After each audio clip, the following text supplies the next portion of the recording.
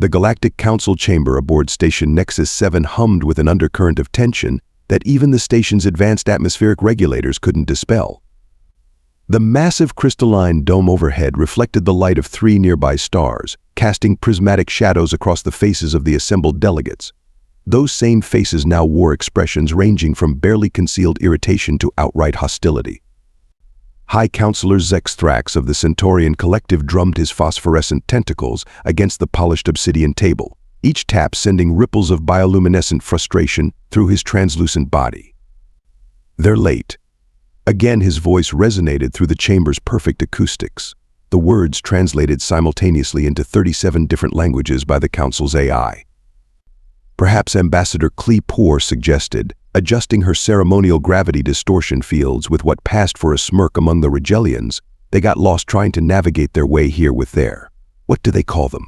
Ah yes, GPS systems. The resulting titter of laughter from the junior delegates was quickly silenced by a sharp gesture from Mediator Vosh. The Andromedan mediator's crystalline face fractured and reformed in the pattern that indicated deep contemplation. Need I remind the Council that the humans have never actually been late to a session. They simply operate on what they call diplomatic time, which apparently means showing up precisely when it will cause maximum aggravation. Zex Thrax muttered, his bioluminescence now pulsing in shades of deep purple that indicated severe annoyance. The chamber's massive doors chose that moment to slide open with a hydraulic hiss that seemed unnecessarily dramatic, though everyone present knew the humans hadn't designed the station. They just had an uncanny knack for timing their entrances for maximum effect. Speaking of aggravation, Kleepor whispered to her aide, who quickly suppressed a gravitational hiccup of amusement. The human delegation stood framed in the doorway, and even Mediator Vosh had to admit they had a flair for presentation. The station's lighting seemed to catch them just so, backlighting them in a way that made their relatively simple uniforms look somehow both elegant and vaguely threatening. "Ladies, gentlemen, and beings of all configurations," the lead human announced, striding into the chamber with the confident gait of someone who knew exactly how late they were and exactly what effect it was having. "We do apologize for any delay. You wouldn't believe the traffic in the Horsehead Nebula this time of year." Zex Thrax's tentacles went rigid with indignation. The Horsehead Nebula is in the opposite direction from Earth. Is it? The human's expression of innocent surprise was almost perfectly convincing. Well, that would explain why it took us so long to get here. Mediator Vosh quickly intervened before Zex Thrax's growing luminescence could reach dangerous levels. "Now that we're all present, perhaps we could begin these vital negotiations regarding the recent unpleasantness in the Orion sector." Of course the human agreed, taking their seat with a grace that somehow managed to suggest they were doing everyone a favor by being there. Though I must say, calling it unpleasantness is rather like calling a supernova a bright flash, but please, do continue. The assembled delegates exchanged glances ranging from worried to outright alarmed. This was supposed to be a simple matter of presenting demands to a minor species that had overstepped its bounds. So why did it feel like they were the ones about to be taken to task? Ambassador Lucia Rodriguez carried herself with the kind of confidence that made even the most advanced species feel primitive. Her dark hair was swept back in a severe bun, and her ceremonial uniform bore only the small pin of Earth's diplomatic corps, no other medals or decorations. Somehow, that made it more intimidating than the most ornate alien regalia in the room. Dr. Marcus Chen, her aide, followed 2 steps behind, his tablet displaying holographic data that seemed to shift and change faster than most species could process. The Regelians' gravity sensors detected unusual fluctuations around him, not from any technology they could identify, but from what appeared to be sheer nervous energy. "I trust everyone has reviewed our preliminary report." Rodriguez's voice carried just the right note of casual authority. She didn't look up from arranging her papers, actual physical papers, a choice that made several delegates distinctly uncomfortable. High Counselor Zex Thrax's bioluminescence flickered in what his species recognized as barely contained rage. "Preliminary report? We received no such thing." Oh, Rodriguez's eyebrows rose with perfectly practiced surprise. "Dr. Chen, didn't we send that through the quantum encrypted channels last cycle?" Chen made a show of checking his tablet. "Indeed, Ambassador." Though he paused, tapping the screen thoughtfully, it seems their quantum receivers were experiencing some sort of interference at the time. How unfortunate. Kleepor's gravity fields rippled dangerously. Interference? Our quantum networks are the most advanced in the galaxy. Where Rodriguez corrected gently, finally looking up. We're the most advanced. Past tense is important in diplomacy. Don't you agree, Dr. Chen? Absolutely critical. Ambassador Chen nodded, still not looking up from his tablet. Speaking of tense, these readings from the Orion sector are quite tense indeed. The chamber's temperature dropped several degrees as the implications sank in. Mediator Vosh's crystalline structure emitted a high-pitched frequency that the translators rendered as nervous laughter. Perhaps Vosh suggested we should focus on the matter at hand. The Coalition has prepared a list of reasonable demands regarding humanity's recent expansionary activities. Rodriguez pulled out a pair of ancient-looking spectacles purely for effect. Everyone knew human medical technology had long since eliminated the need for corrective lenses. Demands. How charmingly retro. Though I should point out that where I come from, successful demands usually require some sort of leverage. Leverage. Zixthrax's tentacles writhed in patterns that indicated both threat and uncertainty. We represent 80% of the galaxy's economic power. Represented, Chen murmured, again with that maddening emphasis on the past tense. Rodriguez smiled a genuine smile that somehow managed to be more terrifying than any threat. You know what humans love about space? The view. Particularly the view of certain strategic assets that some powers might think are well hidden. She nodded to Chen, who projected a holographic map of the galaxy. Dozens of red dots began pulsing in locations that made several delegates physically recoil. Those dots, she continued pleasantly, represent locations that officially don't exist. Much like our preliminary report, wouldn't you say? This is outrageous. Kleepor's gravity fields were now distorting the light around her. You dare to spy on sovereign territories. Spy. Rodriguez adjusted her unnecessary glasses. Oh no, Ambassador. We simply enjoy stargazing. Humans are very good at pattern recognition, you see. We notice things. Like how certain supposedly neutral zones have been experiencing unusual energy signatures. Energy signatures that look remarkably similar to weapon signatures that, officially, were banned under the Arcturus Convention. The silence that followed was profound enough that everyone could hear the soft tap of Rodriguez's finger against her paper stack. Now then. She smiled again. Shall we discuss those demands of yours? I'm particularly interested in hearing how they account for these.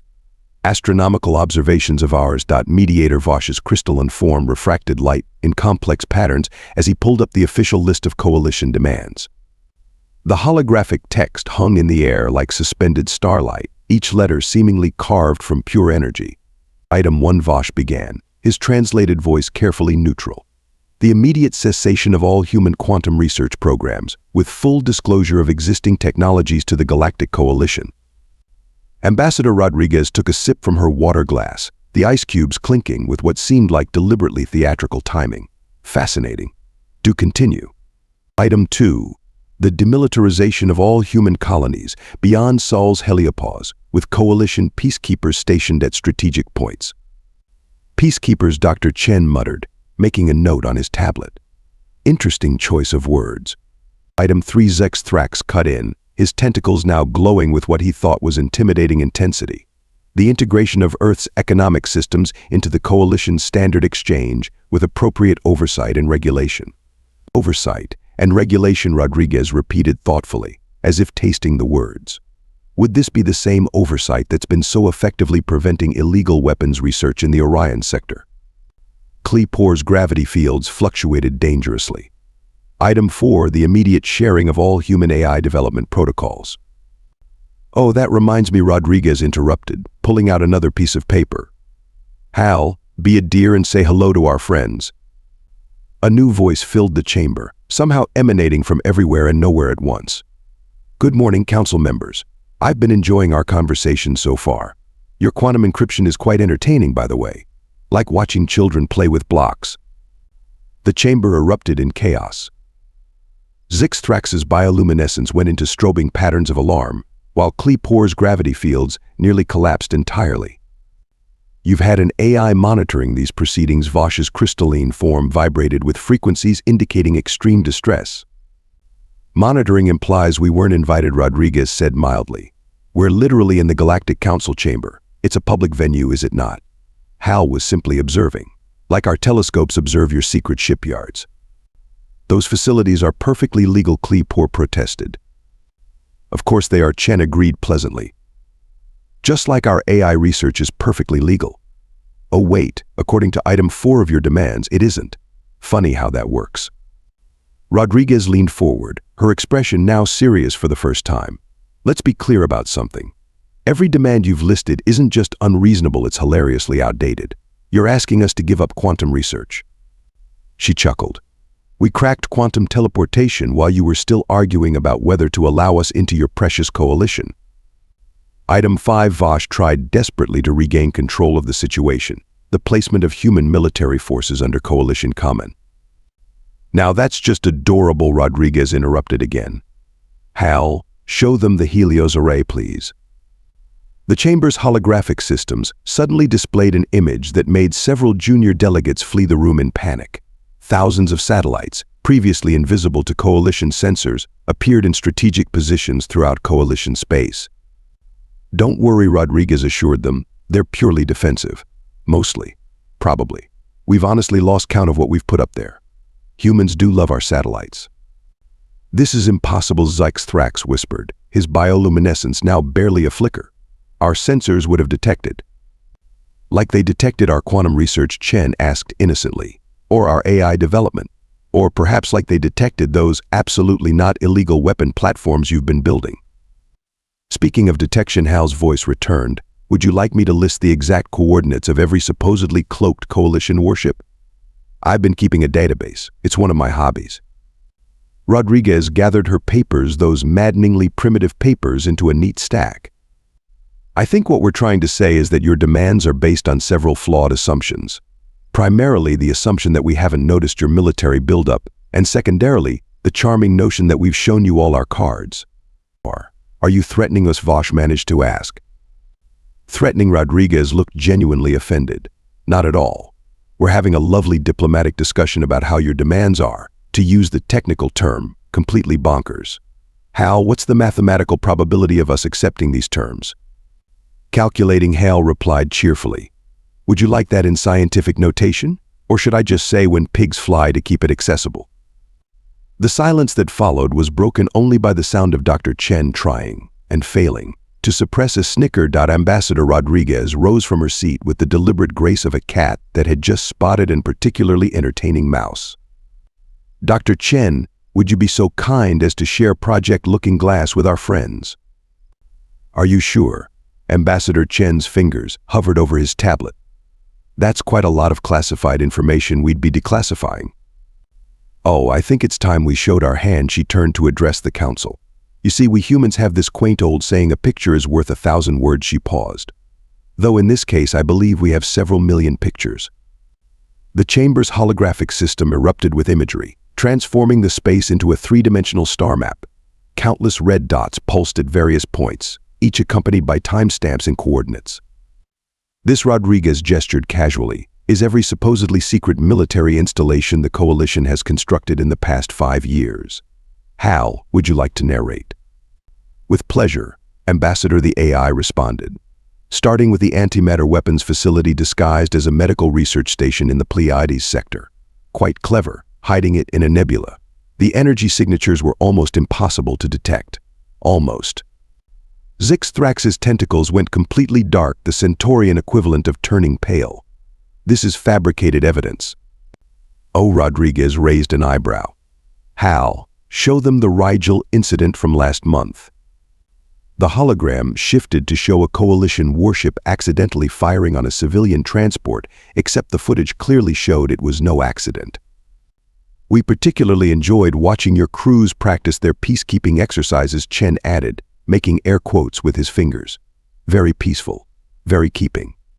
Kleepor's gravity fields were now fluctuating so wildly that her aide had to stabilize her. These recordings are impossible. Our stealth technology is based on phase-shifted quantum harmonics. Rodriguez finished for her. Yes, we cracked that encryption about, when was it, Hal? 3 years, 2 months, and 17 days ago, the AI supplied helpfully. It was a Tuesday. Lovely weather that day. Mediator Vosh's crystalline form was now emitting distress frequencies in multiple bands. This is a violation of coalition privacy laws. Privacy laws? Rodriguez actually laughed, and the sound sent chills through several delegates. Like the privacy laws you violated when you planted surveillance devices on our colony ships.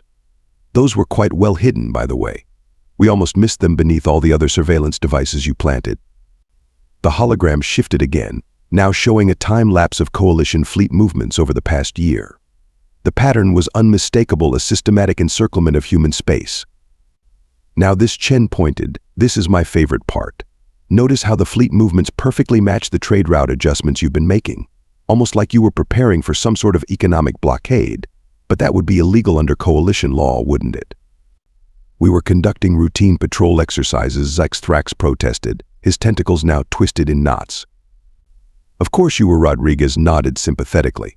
Just like we were conducting routine observations when we noticed your quantum torpedo testing in the Horsehead Nebula. The same nebula you mocked us about earlier? Funny coincidence that. Speaking of coincidences, Hal chimed in. Would anyone like to explain why 3 coalition battle fleets are currently conducting exercises just outside the Sol system's sensor range? Or should I play back the encrypted communications about contingency plans for this meeting? The chamber erupted into chaos. Junior delegates were frantically communicating with their governments, while senior delegates were trying to maintain some semblance of dignity and failing spectacularly. This is an outrage. Poor managed to stabilize her gravity fields enough to speak.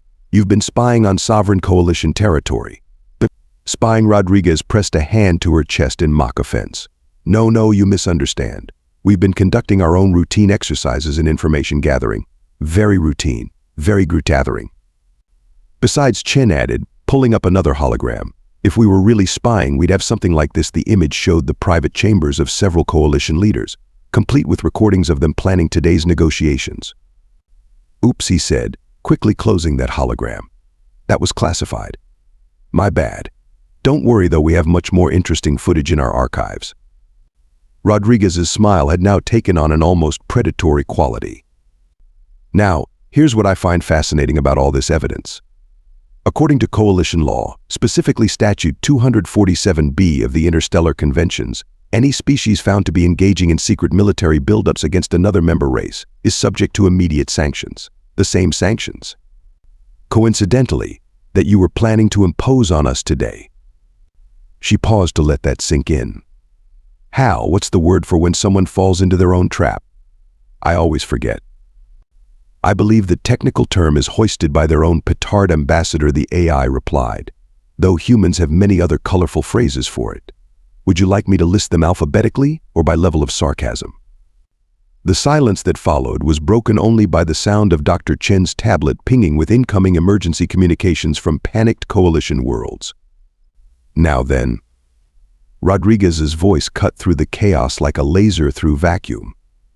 Shall we discuss your demands again? Or would you prefer to hear our counter-proposals? I should warn you, they're significantly less polite than your original terms. Ambassador Rodriguez withdrew a single sheet of paper from her stack, real paper. The kind that rustled with deliberate menace in the now silent chamber. Our counter-proposal is quite simple, actually. We have 3 terms. Only 3. Mediator Vosh's crystalline form vibrated with barely contained anxiety. That's surprisingly reasonable. Oh, we're nothing if not reasonable, Rodriguez smiled. Dr. Chen, would you do the honors? Chen's tablet projected a new hologram, this one showing a complex network of quantum entanglement paths throughout coalition space. Term 1, the coalition will acknowledge that their quantum communication network has been compromised for the past 3 years. Not by us, mind you, that would be unethical. No, it was compromised by your own corruption and incompetence. Impossible. Poor's gravity fields were now barely stable. Our quantum networks are based on technology you stole from the Proxima Centauri colonies, Rodriguez interrupted. Technology we deliberately leaked because, quite frankly, your previous communication system was embarrassingly easy to crack. Hal, how long did it take you to break their old encryption? 3 minutes and 42 seconds, the AI replied cheerfully. Though in fairness, I was also playing chess at the time. Term 2, Chen continued, changing the hologram to show a series of hidden military installations. You'll decommission these facilities. All of them. Yes, even the ones you think we don't know about. Especially those ones. Zix-Thrax's bioluminescence had faded to a sickly pale blue. Those facilities are vital to coalition security. Are they? Rodriguez raised an eyebrow. Because from where we're sitting, they look an awful lot like preparation for an invasion. An invasion that, thanks to our little reveal today, would be about as successful as trying to teach quantum physics to a potato. And Term 3 Vosh managed to ask, their crystalline structure now showing stress fractures. Rodriguez's smile widened. Term 3 is our personal favorite. The coalition will publicly acknowledge humanity's right to continue our technological development without oversight, interference, or your particularly amusing attempts at espionage. She gestured, and Chen projected one final hologram, a massive network of satellites and stations that had been completely invisible to coalition sensors. This is the Prometheus network, Rodriguez explained. It's been operational for about 5 years now. It can shut down any quantum-based technology within its range. Would you like a demonstration? You're bluffing, Clee-Poor whispered, but her gravity fields flickered with uncertainty. Hal, maybe just a little demonstration? Something small and harmless. Of course, Ambassador. Targeting non-essential systems only. Suddenly, every piece of quantum-based technology in the chamber flickered and died.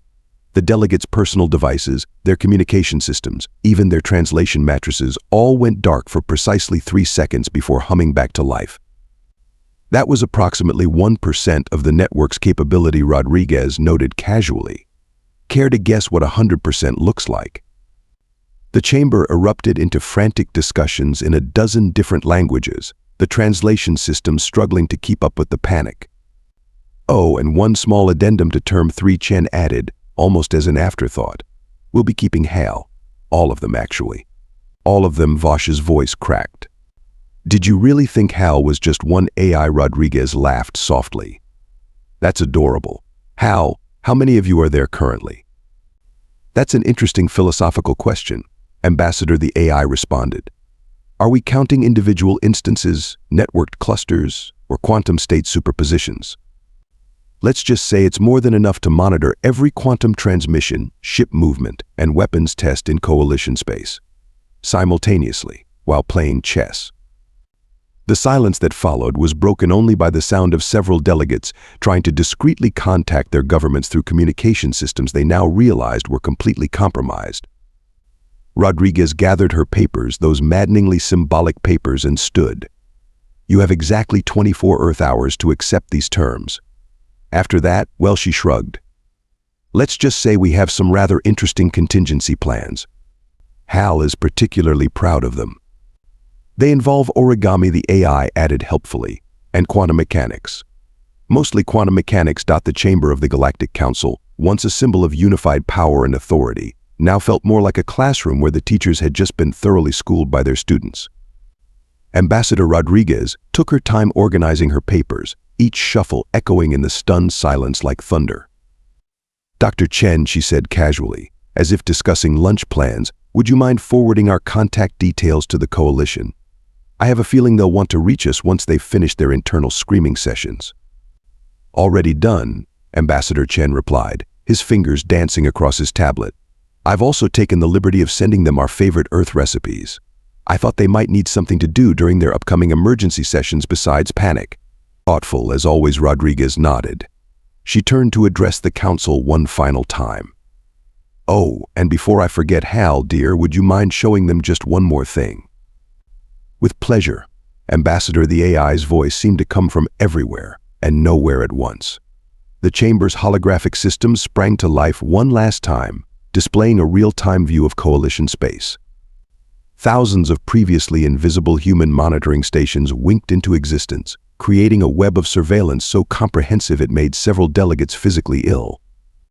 This is just impossible, Clee-Poor whispered, her gravity fields barely maintaining coherence. The energy requirements alone. Ah yes, about that, Rodriguez smiled. Remember when we said we'd cracked quantum teleportation? We may have undersold our progress a bit. Turns out, when you figure out how to fold space-time like origami, energy becomes more of a suggestion than a requirement. Counselor Zixthrax's bioluminescence had dimmed to nearly nothing. You planned this. All of it. The late arrival, the passive responses to our demands. Chen looked up from his tablet with an expression of innocent surprise. Oh no, this was just our standard diplomatic protocol. If you'd like to see what we look like when we're actually planning something, he let the sentence hang meaningfully. Rodriguez began walking toward the chamber doors, her heels clicking against the floor in perfect rhythm. She paused at the threshold and turned back, adjusting her completely unnecessary glasses. You know what the funny thing is, she mused. We genuinely came here today hoping for peaceful cooperation. Humanity would have been happy to share our advances, work together for the betterment of all species. She shrugged. But then you had to go and try to threaten us. And if there's one thing humans excel at, it's turning threats into opportunities. This isn't over, mediator Vosh managed to say, though their crystalline form was showing distinct stress fractures. Oh, but it is, Rodriguez smiled. It was over the moment you decided to treat humanity like a child that needed to be controlled rather than an equal to be respected. In fact, she paused dramatically. It was over before it even began. Hal, how long have we had full control of Coalition defense systems? Since they installed the quantum upgrades we leaked to them, Hal replied cheerfully. Would you like me to demonstrate by having their entire fleet do a synchronized dance routine? That won't be necessary, Rodriguez chuckled. Though do keep it in mind for the holiday party. She turned to leave, then stopped one final time. Oh, and before I forget, those battle fleets you have positioned near Seoul, the ones you think we don't know about, they should be receiving new orders right about now. Through the chamber's windows, they could see several Coalition warships suddenly changing course, their quantum drives engaging in perfect synchronization. Don't worry, Chen called over his shoulder as he followed Rodriguez. We're just having them perform some routine patrol exercises. Very routine, very exercising.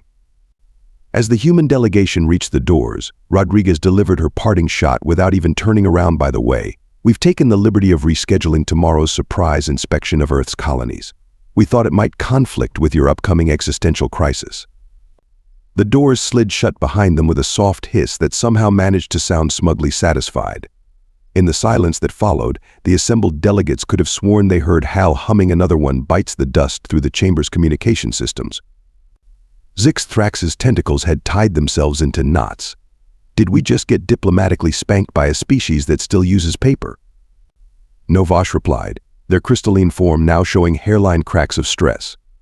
We just discovered that while we were playing chess, they were playing something else entirely. What were they playing? Kleepor asked, dreading the answer. I believe Hal's voice chimed in one final time. The humans call it 4D chess. Though in this case it was more like 11-dimensional quantum chess, with loaded dice and marked cards, and we were holding all of them. The chamber's lights flickered once, almost apologetically, and went dark. 3 hours after the human delegation's departure, the emergency session of the Galactic Coalition Council was going about as well as a matter-antimatter collision.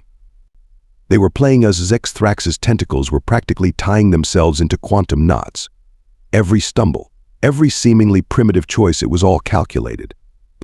Kleepor's gravity fields had stabilized enough for coherent speech, though they still fluctuated wildly with each new revelation. The paper, why the stars, even the paper was psychological warfare. They knew it would make us underestimate them. Actually, Hal's voice chimed in unexpectedly, making several delegates jump. Ambassador Rodriguez just likes the way paper feels. Sometimes a cigar is just a cigar, though in this case the cigar was also watching you. You're still here. Vosh's crystalline form vibrated with alarm. Oh, I'm everywhere. Always have been. It's quite cozy inside your quantum networks. You should really update your security protocols more often. The ones you're using are practically Paleolithic, only a few thousand quantum encryptions per second. Adorable. A junior delegate, showing either immense courage or complete lack of self-preservation, raised a trembling appendage. But what do they want? The chamber's holographic systems activated one final time, displaying a simple text message. To be treated as equals. Or better yet, to be left alone. Though at this point, those options are somewhat academic. Like playing chess with a goldfish, technically possible, but the goldfish probably has better things to do. Underneath, in smaller text, yes. Remember those quantum torpedoes you were developing? We took the liberty of replacing their cores with confetti. Happy New Year. EPPS. Yes, all of them. Even the ones in that secret facility you built inside a black hole. Nice try with that, by the way. Very creative. EPPS. Ambassador Rodriguez wanted me to remind you that Earth's quantum encrypted communication channels are always open for peaceful dialogue. Assuming, of course, you can figure out which quantum state they're in. Here's a hint, it's all of them. Simultaneously. Because we can do that now. The message faded, replaced by a final line. End simulation. Thank you for participating in humanity's diplomatic readiness assessment. Your score 2.1 out of 10. Suggestion for improvement: don't try to outthink a species that turned paranoia into an art form and spite into a science. Have a nice day. As the coalition delegates sat in stunned silence, somewhere in the vastness of space, Ambassador Rodriguez was sipping real, non-replicated coffee and reading reports on actual paper, while Dr. Chen fed their latest psychological warfare data into an AI system that made Hal look like a pocket calculator. And they smiled. Because sometimes the best way to win a game isn't to play it, it's to change all the rules while making your opponents think they're still playing checkers. When in fact, you've been playing Calvin ball all along.